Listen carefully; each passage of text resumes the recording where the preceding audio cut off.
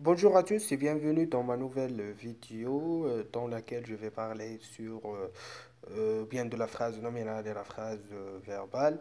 Avant de commencer, je vais faire un petit rappel sur la leçon précédente, la leçon numéro un. Alors, dans la leçon numéro un, j'ai parlé de la phrase, c'est quoi une phrase? Et j'ai dit que une phrase, c'est quoi? C'est un ensemble de mots ayant un sens, elle commence par une lettre majuscule, se termine par un point. Et j'ai dit que pas forcément une phrase est articulée autour d'un verbe, mais une phrase, c'est quoi? C'est un ensemble de mots qui peut être un verbe ou d'autres catégories grammaticales de mots. Donc, le plus important, c'est qu'elle commence par une lettre majuscule, se termine par un point et elle exprime une idée. D'accord? Donc, la leçon d'aujourd'hui, la phrase nominale et la phrase verbale. Je vais parler sur la phrase nominale, c'est quoi la phrase nominale et ainsi de suite. Et je vais passer à la phrase verbale et je vais expliquer un petit peu c'est quoi la phrase verbale et quels sont les cas dans lesquels la phrase peut être verbale. D'accord? Alors, je vais commencer par, premièrement, la phrase... Pardon. Alors, la phrase nominale. D'accord, la phrase nominale. La phrase est nominale dans trois cas. D'accord? Donc il y a trois cas dans lesquels la phrase est nominale. Alors on a le premier cas, c'est lorsqu'il n'y a pas de verbe. D'accord?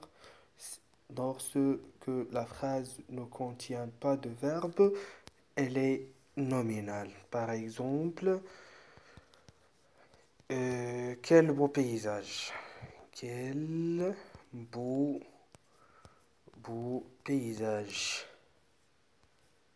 Donc, cette phrase ne contient pas de verbe, c'est une phrase exclamative. Quel beau paysage, elle ne contient pas de verbe, donc c'est une phrase nominale. D'accord?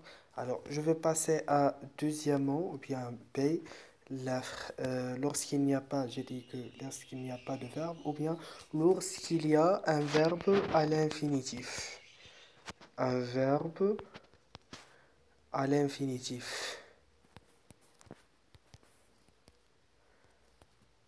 À l'infinitif.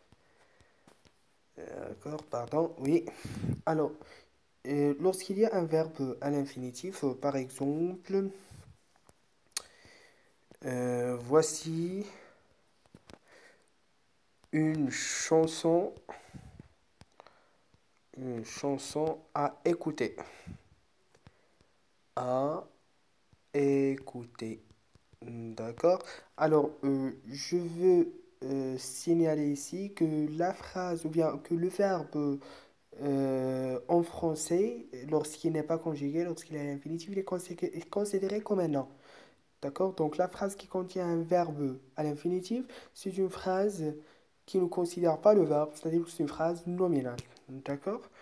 Je vais passer maintenant au dernier cas, c'est lorsqu'il y a un verbe conjugué, mais le verbe, il est dans le verbe, c'est dans une proposition subordonnée relative. Dans une proposition subordonnée, donc dans une proposition subordonnée relative.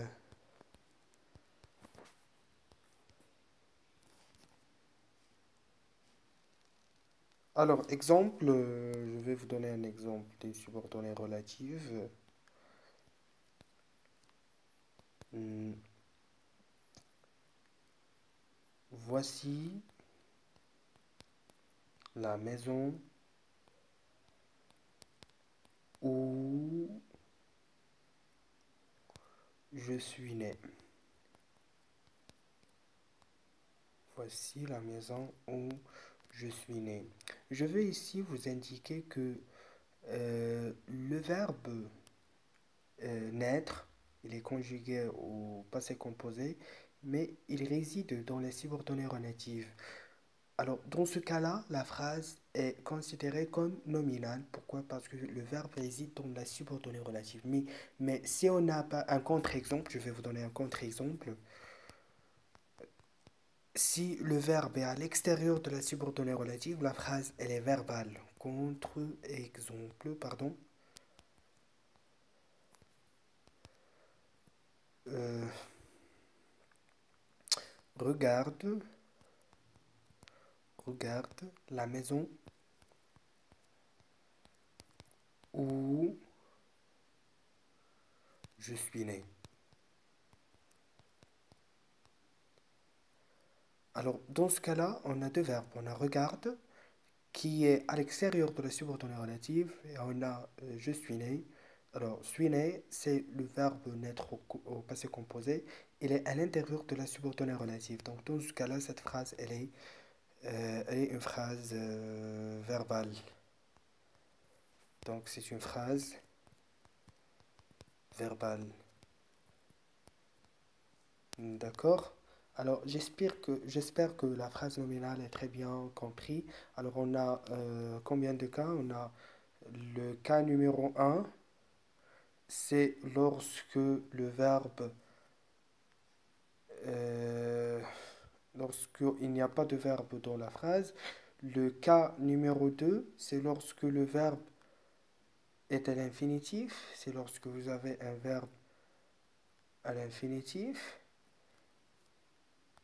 Et le cas numéro 3, c'est lorsque le verbe réside dans une subordonnée relative. D'accord? C'est trois cas. Alors, dans ce cas, on va passer euh, à la deuxième phrase, ou bien deuxième type, bien catégorie de phrase. C'est la phrase verbale.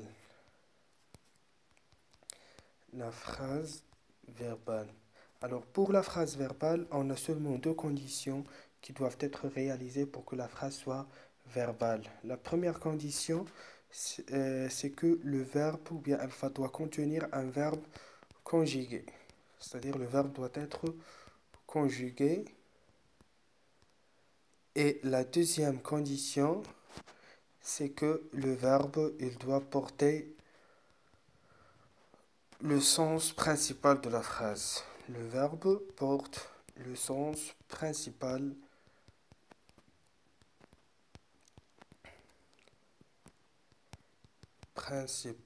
de la phrase. D'accord? Alors, je vais vous donner un exemple. Un exemple. Le prof, bien le professeur, explique la leçon. Explique la leçon. Pardon, le sens, c'est sans E. Alors, le professeur explique la leçon. Donc, dans cette phrase, les deux conditions sont réalisées. C'est-à-dire, le verbe expliquer est conjugué au présent de l'indicatif. Et la deuxième condition, c'est que le verbe porte le sens de la phrase. Par exemple, si on a supprimé le verbe explique, la phrase va devenir le professeur la leçon, ça n'a pas de sens. Alors, le verbe, il porte le sens de la phrase. C'est pour cela la phrase, elle est verbale. Alors, je vais m'arrêter là et j'espère que la leçon était très bénéfique pour vous.